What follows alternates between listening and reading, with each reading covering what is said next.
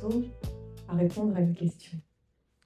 Une question qu'on pose aux enfants avec une étonnante légèreté, comme si elle était simple, comme si elle était innocente, comme si elle n'impliquait pas déjà toute une vision de l'avenir. Tu veux faire quoi plus tard? Et très tôt, on comprend que toutes les réponses ne se valent pas, que certaines font sourire poliment quand d'autres font lever les yeux. Certaines rassurent, d'autres impressionnent, d'autres vous donnent l'impression d'avoir déjà une valeur, une direction, une place. Alors souvent, on croit choisir un rêve, mais on choisit parfois bien plus que ça. On choisit une promesse, une protection, une manière d'être regardé, une porte de sortie ou une porte d'entrée vers un monde qui nous était peut-être parfois pas tout à fait destiné. Alors, c'est pour ça que je crois qu'on nous apprend une chose essentielle, mais qu'à moitié. On nous dit « suis tes rêves », mais personne ne nous parle jamais d'une question encore plus essentielle. D'où vient ce rêve exactement? Est-ce qu'il vient de mon désir, de ma joie, de quelque chose de profondément vivant en moi? Ou est-ce qu'il vient aussi d'autre chose? De la peur, du manque, d'un besoin d'être enfin légitime, d'un besoin de devenir parfois une personne qu'on ne pourra plus contester. Eh bien, je vais vous raconter une histoire. Pendant 16 ans de ma vie, oui, si vous faites le ratio, ça représente une belle partie, quand on me demandait ce que je voulais faire plus tard, je répondais sans hésiter. Neurochirurgien. Pas anodin. Mais je ne le disais pas comme on dit un métier. Je le disais comme on trace une ligne, comme on se choisit une forme, comme on se promet une vie droite, exigeante, utile. Alors, la neurochirurgie, pour moi, c'était la médecine, bien sûr, mais c'était tellement plus que ça. C'était la discipline, le sérieux absolu, le prestige, la capacité presque vertigineuse de comprendre ce qu'on a de plus complexe. Oui, j'étais un enfant un peu étrange. Mais c'était un rêve noble, c'était un rêve puissant, un rêve qui donnait du sens, de la verticalité à mon existence. Alors pendant longtemps, ce rêve m'a porté.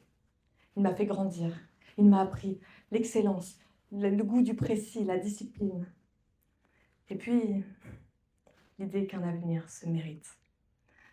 Mais avec le temps, j'ai commencé à comprendre quelque chose de plus troublant. Ce rêve ne me donnait pas seulement un futur, il me donnait une place.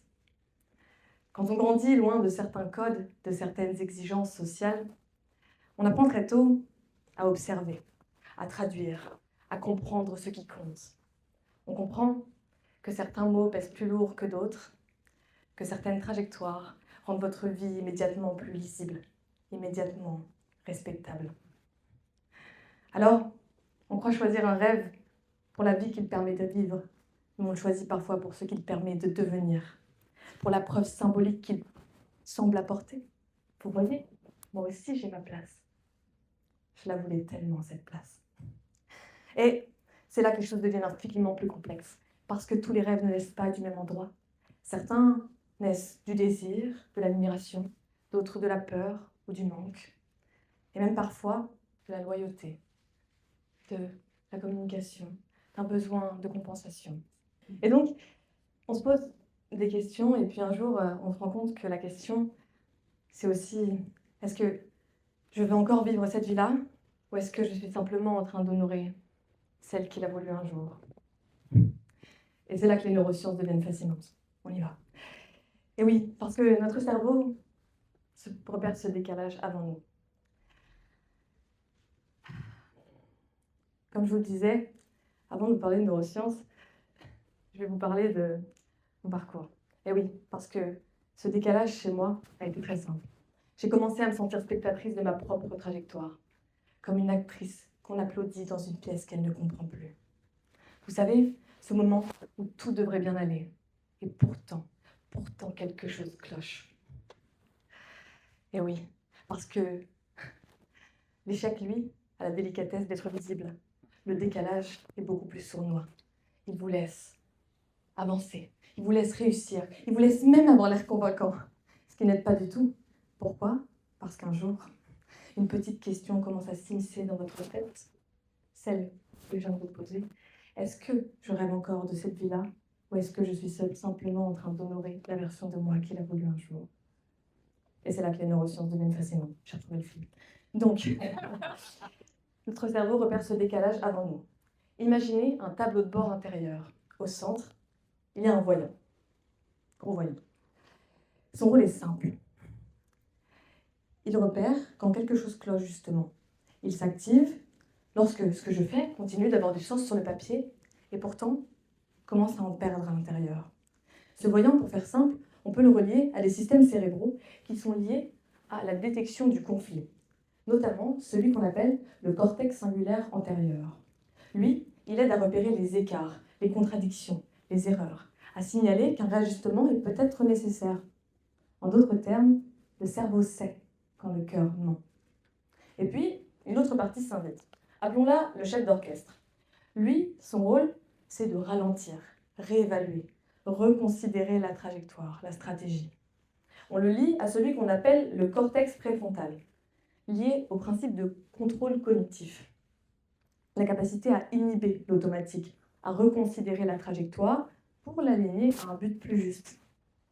Autrement dit, biologiquement, nous sommes équipés non seulement pour persévérer, mais aussi pour corriger. Et pourtant, on sait tous à quel point c'est difficile. Pourquoi ? Parce qu'un troisième mécanisme s'invite. Et oui, notre cerveau n'aime pas seulement la vérité, il aime la cohérence, la continuité, la prédiction. De nombreux travaux contemporains décrivent notre cerveau comme une machine à prédiction, un organe qui, en permanence, construit des modèles de ce que nous sommes, de ce que nous allons faire, de ce que nous allons devenir, de notre façon d'interagir avec la société, avec le monde. Et bien souvent, il préfère un modèle imparfait mais familier à une vérité plus juste mais encore floue. Et à ce moment-là, le plus simple, c'est pas de changer de vie, c'est de changer le récit qu'on se raconte pour supporter l'inconfort. Alors, un autre petit biais s'invite et il vous dit « Oh non, c'est pas si grave, t'as déjà tellement investi, tu peux pas t'arrêter maintenant. » Et oui, ça serait absurde. Ça, c'est la dissonance cognitive. C'est quand nos actes, notre identité passée, et puis ce qu'on ressent actuellement, commence à diverger. Ça crée une tension. Et à ce moment-là, le plus simple, c'est pas non plus de changer de vie. Et puis, un dernier petit mécanisme s'invite, très lié à la dissonance cognitive, celui qu'on connaît tous, mais qu'on sait très peu nommer, l'effet des coûts irrécupérables, de sunk cost. Plus j'ai investi de temps, d'énergie, d'identité dans une voie, plus c'est difficile d'y renoncer. Même si ce n'est plus juste pour moi. Comme si l'avenir devait absolument rembourser le passé. C'est comme ça qu'on se retrouve dans une relation qu'on n'habite plus, dans une carrière qu'on ne nourrit plus, dans un modèle de vie qu'on ne désire plus. Une image de soi devenue trop étroite. Et oui. Et c'est pas forcément parce que c'est plus vivant, c'est parce que c'est cohérent, parce que c'est lisible, parce que c'est impressionnant, parce qu'on l'a déjà construit. Et oui, à ce moment-là, le rêve, ce n'est plus seulement celui qu'on poursuit. On finit par poursuivre celui qu'on est devenu en le poursuivant. Le rêve n'est plus un projet, il devient une identité. Et donc, on reprend. Le voyant rouge clignote, le chef d'orchestre vous propose de réajuster, la dissonance cognitive réarrange le récit, et puis les coups irrécupérables vous rappellent tout ce que vous avez déjà donné. Et en plus, une petite voix arrive, et puis elle vous dit « Oh, tu ne peux pas perdre cette version de toi. » Et à ce moment-là, le changement de trajectoire ne ressemble plus à une réorientation, ça ressemble presque à une disparition. Ce n'est plus « quel est mon rêve ?» c'est « qui suis-je si je ne suis plus celle qui voulait ça ?» Eh oui. Donc, on n'a pas envie de perdre son identité. Et à ce moment-là, on comprend une chose. Changer de trajectoire, ce n'est pas un acte de faiblesse. Non, c'est un acte de lucidité. C'est accepter de couper le pilote automatique, de reprendre le manche, de mettre la carte à jour. Le plus troublant dans mon histoire, c'est que ce rêve était à la fois sincère et chargé. Sincère pour tout ce qu'il avait révélé de vrai. L'exigence, l'amour de la discipline, du soin, du précis. Chargé pour tout ce qu'il portait. Une ascension, une peur, une preuve, une protection.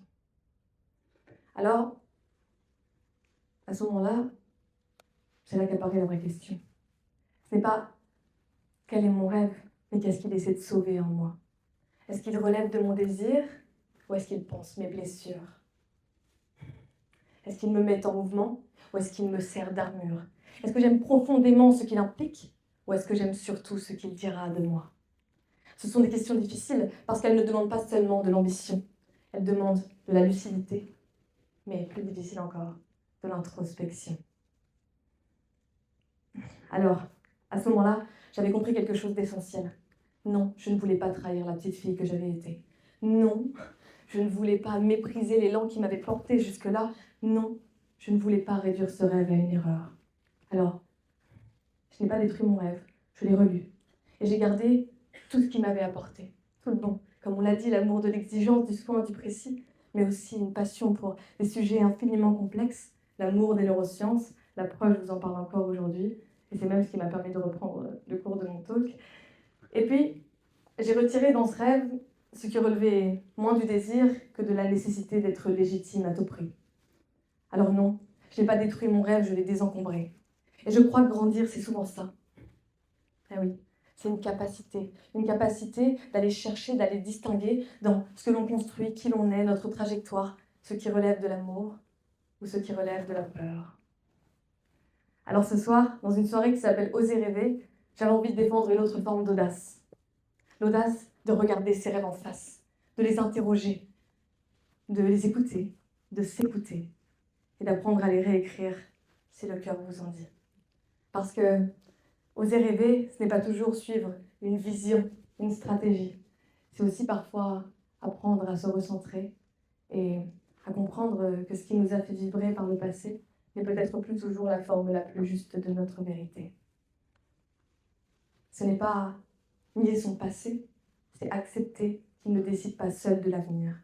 Ce n'est pas renoncer à soi, c'est au contraire parfois la première manière d'y revenir.